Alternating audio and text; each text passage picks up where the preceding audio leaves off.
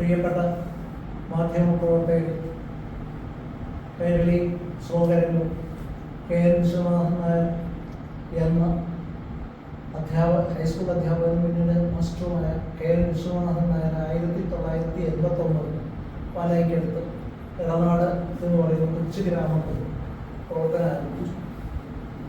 ഇപ്പം മീഡിയ സെൻ്ററുകാർക്ക് മാത്രമല്ല, കേരളത്തിൽ അങ്ങോളം ഇങ്ങോളം എല്ലാവർക്കും അറിയാവുന്ന ഒരു കാര്യം, കൈരളി ശ്ലോകരംഗം അറിയപ്പെടുന്ന ഒരു സമിതിയാണ്. ഞങ്ങളുടെ സമിതിയെ സംബന്ധിച്ച് എടുത്തു പറയത്തക്ക കാര്യങ്ങളെന്ന് പറഞ്ഞു കഴിഞ്ഞാൽ അക്ഷര ശ്ലോകത്തിന് പ്രാധാന്യം കൊടുക്കും, സാഹിത്യത്തിന് പ്രാധാന്യം കൊടുക്കും. പുലവും വളരെ പിന്നോക്കം നിൽക്കുന്ന മലയാള ഭാഷയിൽ അതുപോലെ തന്നെ ഏറ്റവും കഴിഞ്ഞ് അവഗണിക്കപ്പെടുന്ന അക്ഷരശ്ലോകവും കാവ്യകലയെയും സാഹിത്യ പ്രസ്ഥാനത്തെയും ഞങ്ങൾ പ്രോത്സാഹിപ്പിക്കുകയാണ് ഞങ്ങളുടെ ലക്ഷ്യം.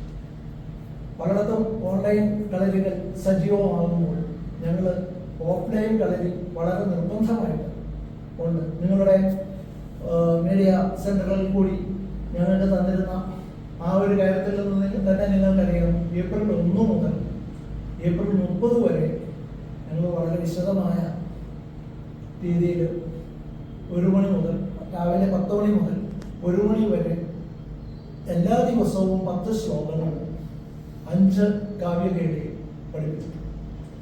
നിങ്ങളോട് വിശദീകരിച്ച് പറയേണ്ട ആവശ്യമില്ലെങ്കിലും ശ്ലോകങ്ങൾ എന്ന് പറഞ്ഞാൽ 4 വരികളുള്ളത്.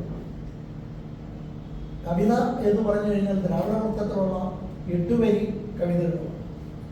ഇത് കുട്ടികളെ പഠിപ്പിക്കുകയും ഹൃദിസ്ഥമാക്കുകയും ചെയ്യുക എന്ന ആ സൽക്കർമ്മം ചെയ്യുന്നതോടൊപ്പം മലയാള ഭാഷ പറഞ്ഞ പോലെ എല്ലാവരും അവഗണിക്കപ്പെടുന്ന ശ്രേഷ്ഠ ഭാഷ എന്ന് പറയുന്ന മലയാളത്തെ പ്രോത്സാഹിപ്പിക്കുന്നതിനായിട്ട് നമ്മൾ എല്ലാ കലകളും തന്നെ ഫോക്ലോർ MA ഉള്ള ആൾക്കാർ, ഡോക്ടറേറ്റ് എടുത്തിരിക്കുന്ന 12ലധികം ആൾക്കാർ ഈ കൈരളി ശ്ലോകരംഗത്തിൽ പഠിച്ചിറങ്ങിയവർ.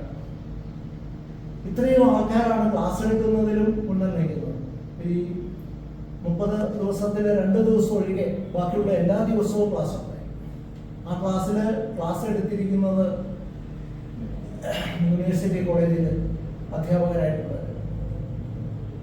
ചങ്ങനാശ്ശേരി കോളേജിൽ ട്രെയിനിങ് കോളേജിൽ അധ്യാപകരായിട്ടുള്ളത്, അതേ തന്നെ മുമ്പ് ഞാൻ പറയുന്ന ഫോക്ലോർ MA പാസ്സായിട്ടാണ്.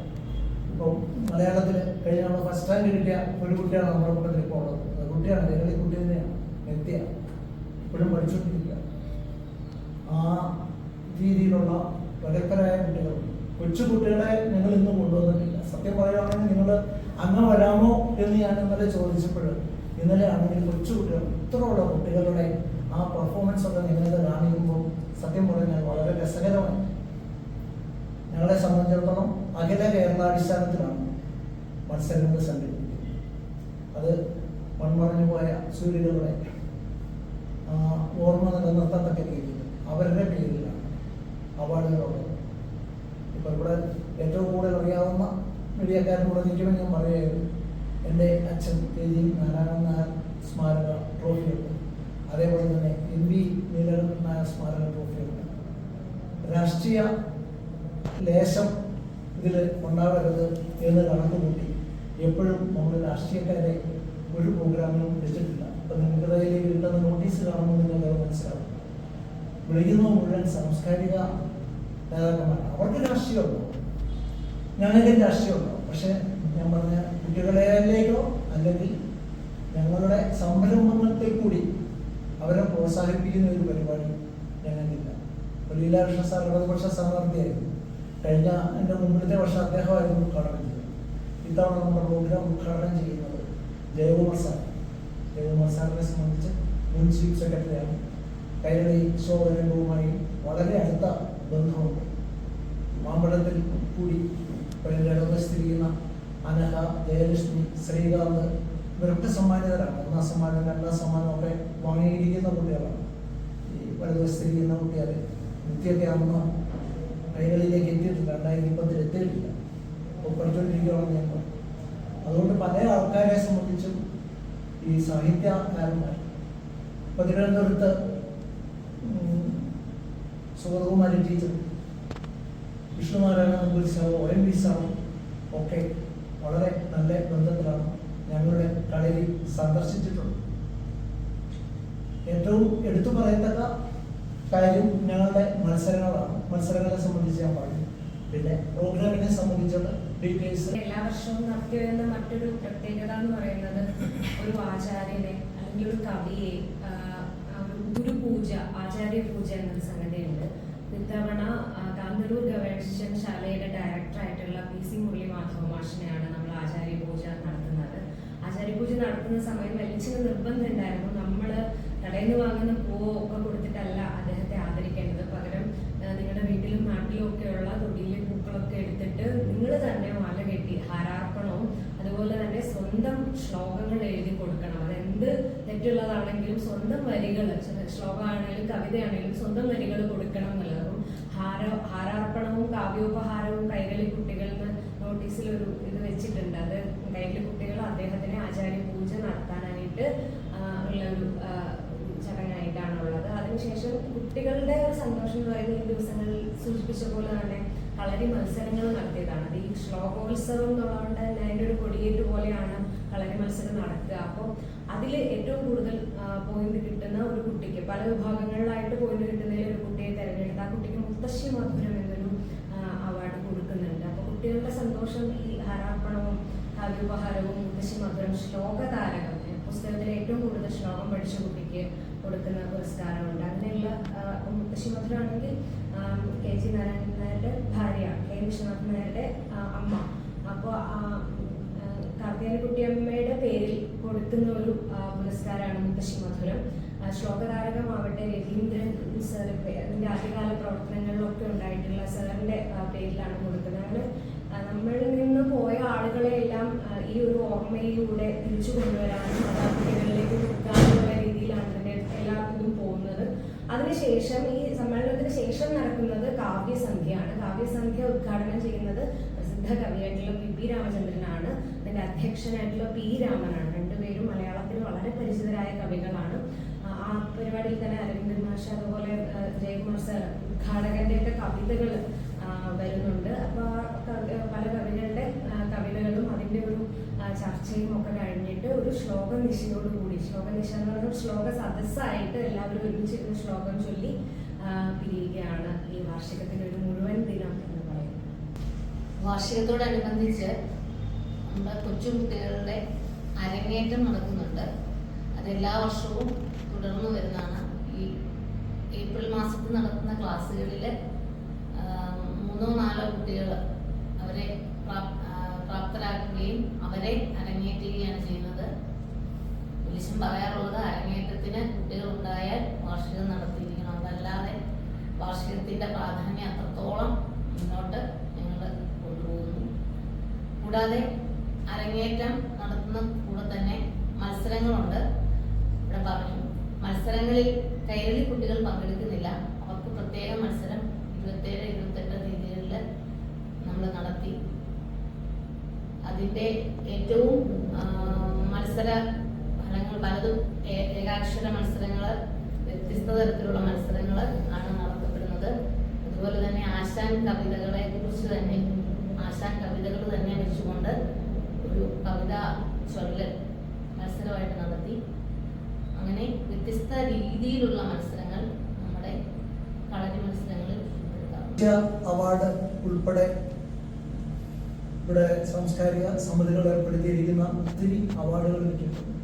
എൻ്റെ ഇടതുവശത്തിരിക്കുന്ന അനഘ തന്നെ ONV അവാർഡ്, അതുപോലെ കേന്ദ്ര സാഹിത്യ അക്കാദമി അവാർഡ്, ആര്യാംബിക എന്ന ഞങ്ങളുടെ സെക്രട്ടറി ഇന്നലെ സ്ഥലത്തുണ്ടായിരുന്നു, ഇപ്പോൾ വരുന്നത് എറണാകുളത്തുമാണ്. ആര്യാംബികയ്ക്ക് 2015 ഈ പറയുന്ന കേന്ദ്ര സാഹിത്യ അക്കാദമി അവാർഡ് കിട്ടി. ഈ വളരെ ഇതായിട്ടുള്ള അവാർഡുകൾ വരി കൂട്ടിയവർ, അതേപോലെ തന്നെ ചെറിയ ചെറിയ മത്സരങ്ങളിലൂടെ എല്ലാ സമിതിയിലും ഇവിടെ പാലായം പറയുമ്പോൾ നമുക്ക് കട്ടക്കായം സ്മാരക സമിതി അവിടുത്തെ സമ്മാനം ഞങ്ങൾക്കാണ്. യുവജനോത്സവം നിങ്ങൾ ശ്രദ്ധിച്ചിട്ടുണ്ടാവും. യുവജനോത്സവത്തിൽ പത്രങ്ങളിൽ നിങ്ങളുടെ മീഡിയയുടെ സെൻറ്ററിൽ കൂടെയൊക്കെ അറിഞ്ഞിരിക്കുന്നത് എല്ലാ കുട്ടികളും കൈരളി ശ്ലോക രംഗത്തിൽ നിന്ന് കോട്ടയം ജില്ലയിൽ നിന്നും എറണാകുളം ജില്ലയിൽ നിന്നും പത്തനംതിട്ട ജില്ലയിൽ നിന്നും 4 ജില്ലയിൽ ഞങ്ങളുടെ കുട്ടികൾ പോയി പങ്കെടുത്തിരിക്കും. മലപ്പുറം ഈ എല്ലാ ജില്ലകളിലും പങ്കെടുത്തിരിക്കുന്ന 4 പേർ, 4 ജില്ലകളിൽ പങ്കെടുത്തിരിക്കുന്ന എല്ലാവർക്കും എ ഗ്രേഡ് കിട്ടിയിട്ടുണ്ട്. അതായത് ശരിക്കും പറഞ്ഞാൽ ഇവിടെ പഠിച്ചിരിക്കുന്ന ഏറ്റവും കൊച്ചു കുട്ടിക്ക് പോലും മത്സര രംഗത്തേക്ക് വന്നു കഴിഞ്ഞാൽ സമ്മാനം ഉറപ്പാണ്. ആ ഒരു രീതിയിൽ ഒരു നിഷ്കർഷയോടുകൂടി, ഈ നിഷ്കർഷ എന്ന് പറയുമ്പോൾ ഞാൻ പറയും ഞങ്ങളുടെ ആചാര്യനെ എപ്പോഴും ഞങ്ങൾ സ്മരിക്കുന്നതിൻ്റെ പ്രധാന കാരണം ആചാര്യൻ അന്ന് തുറന്നു തന്നെ ആ വഴിയിലൂടെ തന്നെയാണ് ഇപ്പോഴും ഞങ്ങൾ സഞ്ചരിക്കുന്നത്. ഞങ്ങളെ സംബന്ധിച്ചിടത്തോളം വളരെ എടുത്തു പറയേണ്ട ഒരു കാര്യം, ഞങ്ങളിതിന് ഫീസ് ഒന്നും വാങ്ങിക്കുന്നില്ല. പരസ്യത്തിനായി ഞങ്ങൾ ഒരു പൈസ പോലും ഇതിന് ഉപയോഗിക്കുന്നില്ല. കാരണം ഞങ്ങളുടെ ഫീസ് എന്ന് പറയുന്നത് അന്ന് ആചാര്യൻ നിശ്ചയിച്ചിരുന്നത് പോലെ ഈ പഠിപ്പിക്കുന്ന ഭാഗങ്ങൾ ഹൃദിസ്ഥമാക്കി, ഇപ്പോൾ പാഠഭാഗങ്ങളിൽ ഹൃദിസ്ഥമാക്കുന്ന പരിപാടിയില്ലെന്ന് നിങ്ങൾക്ക് മീഡിയക്കാർക്കും മറ്റ് ആൾക്കാർക്കും എല്ലാം അറിയാം. എങ്കിലും ശരി, ഇത് ഹൃദിസ്ഥമാക്കി ഞങ്ങളെ വീണ്ടും ചൊല്ലിക്കേൽപ്പിക്കുകയാണ് ഞങ്ങൾ ഏർപ്പെടുത്തിയിട്ടുള്ള ഫീസ് എന്ന് പറഞ്ഞാൽ തികച്ചും സൗജന്യമാണ്. പക്ഷേ ഫീസ് എന്ന് പറയുന്നത് വളരെ തമാശ രീതിയിൽ ഞങ്ങൾ പറയുന്നത് ഞങ്ങൾ കൊടുക്കുന്ന ആ ഐറ്റം കാണാതെ പഠിച്ച് ഞങ്ങളെ ചൊല്ലിക്കേൽപ്പിക്കുക എന്നുള്ളതാണ്. ഏറ്റവും നല്ല രീതിയിലുള്ള ശ്ലോകങ്ങൾ എല്ലാവർക്കും ചൊല്ലാൻ നല്ല വശമാണ്. ശ്ലോകങ്ങൾ ചെല്ലുന്നിടത്ത് തൃശ്ശൂർ പൂരത്തോടനുബന്ധിച്ചുള്ള ഒരു പവൻ്റെ അവാർഡ് കിട്ടിയിട്ടുണ്ട്. ഗുരുവായൂർ സ്വർണ്ണ മെഡലാണ്, അതും 1 പവൻ്റെയാണ്. അത് നമ്മുടെ കുട്ടികളിൽ എനിക്ക് തോന്നുന്നത് ഏതായാലും ഒരു 10ൽ കവിഞ്ഞ സമ്മാനങ്ങൾ, ഈ പറയുന്ന സമ്മാനങ്ങൾ ഞങ്ങൾ ഗുരുവായൂരിൽ നിന്ന് വാങ്ങിച്ചിട്ടുണ്ട്. എല്ലാ തവണയും നടത്തുന്ന ഗുരുവായൂർ മത്സരങ്ങളിൽ, അതുപോലെ സാംസ്കാരിക മത്സരങ്ങളിൽ, ഇവിടെ പറഞ്ഞ പാലയിലെ കട്ടക്കയം സ്മാരക, ഇതിൽ ഞങ്ങളുടെ കുട്ടിക്കാണ് സമ്മാനം കിട്ടാറ്. അതേപോലെ തന്നെ തൊടുപുഴ നടക്കുന്ന മത്സരങ്ങളുണ്ട്. സാഹിതി മത്സരങ്ങളിൽ ഞങ്ങൾ പങ്കെടുക്കുന്നുവെങ്കിൽ ഞങ്ങൾക്ക് സമ്മാനങ്ങൾ ഉറപ്പാണ്. പിന്നെ ഇപ്പോഴത്തെ ഒരു സാഹചര്യത്തിൽ എല്ലായിടത്തും ഒന്നും പോയി പങ്കെടുക്കാൻ ഞങ്ങൾക്ക് കഴിയുന്നില്ല എന്ന കാര്യം ഞാൻ ഓർമ്മിപ്പിക്കാം. മത്സരത്തിന് പ്രാധാന്യം കൊടുക്കുന്നു എന്നുള്ള ഒരു അർത്ഥത്തിലല്ല, വെളിച്ചം പഠിപ്പിച്ചതിന്റെ ഒരു എക്സലൻസ് എന്നുള്ള രീതിയിലാണ്. തന്നെയല്ല, നമ്മൾ കലോത്സവത്തിന് പഠിക്കാൻ വരുന്ന കുട്ടികളെ അങ്ങനെ പഠിപ്പിക്കാറില്ല. കാരണം സമ്മാനത്തിന് വേണ്ടിയല്ല, ഇത് സമർപ്പണത്തോടുകൂടി പഠിക്കാൻ പറ്റില്ലെങ്കിൽ തുടരണ്ട എന്നുള്ളതാണ് കുട്ടികളോട് പറയാറുള്ളത്. അതേപോലെ തന്നെ ഈ സൗജന്യമായിട്ട് പഠിപ്പിക്കുന്നു എന്ന് പറയുന്ന അതേപോലെ തന്നെ ഇപ്പം ഇവിടെ എടുത്തു പറഞ്ഞ അതേ കാര്യം തന്നെ ഞാൻ പറയുന്നു. ഞങ്ങൾ യാതൊരു വിധത്തിലുള്ള ഇത് ഇപ്പോൾ യുവജനോത്സവത്തിൽ പഠിപ്പിക്കാവോ എന്ന് ചോദിച്ചു വന്നു കഴിഞ്ഞാൽ അങ്ങനെ പഠിപ്പിക്കാവുന്നൊരു കലയല്ല, ശ്ലോകമല്ല, കവിതയല്ല.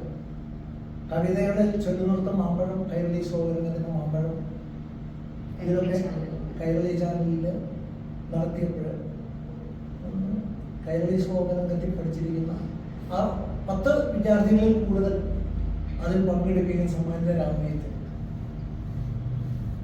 കൈരളി ശ്ലോകരംഗത്തെ സംബന്ധിച്ച് ഞങ്ങൾ ഉയർത്തി പറയാം. അതുപോലെ ഈ സാഹിത്യത്തിൽ തന്നെ 12 പേരിൽ കവിഞ്ഞ് ഡോക്ടറേറ്റ് നേടിയിട്ടുള്ളവരും ഇവിടെയാണ്. ഞങ്ങൾ പക്ഷേ അവർക്ക് പോലും ഒരു അനുമോദനം കൊടുക്കാൻ ഈ തിരക്ക് പിടിച്ച പ്രോഗ്രാമിൽ സാധിക്കാറില്ല.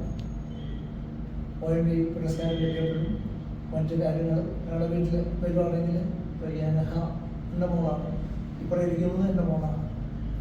രാവിലെ വന്ന സമയത്ത് ആരെങ്കിലും 2 പേര് വേണം എന്ന് പറഞ്ഞ കാരണം ഞങ്ങൾ നിത്യയെ കാളികാവിൽ നിന്ന് വരുത്തിയതാണ്. അങ്ങനെ ഞങ്ങൾക്ക് എപ്പോഴും ഒരുമാതിരി ഫുള്ളായിട്ട് ഞങ്ങളുടെ പ്രോഗ്രാംസ് ഉണ്ട്. കവികളെ സംബന്ധിച്ച് കവികളുടെ വീടുകളിൽ കവികളെ സ്മരിച്ചുകൊണ്ടുള്ള പ്രോഗ്രാംസ് ഞങ്ങൾ നടത്താറുണ്ട്. അതായത് അവരുടെ കവിതകൾ മാത്രം തിരഞ്ഞെടുത്തുകൊണ്ടുള്ള കവിവേദി, അതായത് വളരെ പാടുന്ന ഒരു കാര്യമാണ്. മറ്റ് പല സമിതികൾക്കും കഴിയില്ല. നമ്മളെ നടത്താറുള്ളതെന്ന് പറഞ്ഞിട്ട് ഏതൊക്കെയായിരുന്നു ഈ വർഷം നടത്തിയതിലെ ഏറ്റവും പ്രധാനപ്പെട്ടത് ഏറ്റുമാനൂർ സോമദാസ് സാറിൻ്റെ പെരുന്നേ വെച്ചാണ് മലയാള വിദ്യാപീഠം എന്നുള്ള ഒരു പ്രസ്ഥാനം ആരംഭിച്ച ഏറ്റുമാനൂർ സോമദാസ് സാറ്, അതുപോലെ ഉളപ്പമണ്ണ സാഹിത്യ സാഹിത്യോത്സവം അതിനോടനുബന്ധിച്ച് ഉള്ളത് അക്കിത്തത്തിന്റെ കവിതകൾ മാത്രം ഉൾപ്പെടുത്തിയിട്ടുള്ള ശ്ലോക കാവ്യവേദി സദസ്സ് മലപ്പുറത്ത് വെച്ചിട്ട് നടന്നിട്ടുണ്ടായിരുന്നു. വൈലോപ്പിള്ളിയുടെ ശ്ലോകങ്ങളും കാവ്യവേദിയും മാത്രം ഉൾപ്പെടുത്തിയിട്ടുള്ളത് കേരള സാഹിത്യ അക്കാദമിയിൽ വെച്ച് നടത്തിയിട്ടുണ്ടായിരുന്നു. രാമമംഗലത്ത് വെച്ച് ഷഡ്കാല ഗോവിന്ദമാരാർ സ്മാരക അവിടെ രാമമംഗലത്ത് വെച്ച് DV മണയത്താറ്റിന്റെ സ്മരണാർത്ഥം നടത്തുന്ന പരിപാടിയാണ്. അവിടെയും ശ്ലോകങ്ങളും ഒക്കെ അവതരിപ്പിച്ചിട്ടുണ്ടായിരുന്നു. ഈ വർഷം അതൊക്കെയാണ് പ്രധാനമായിട്ടും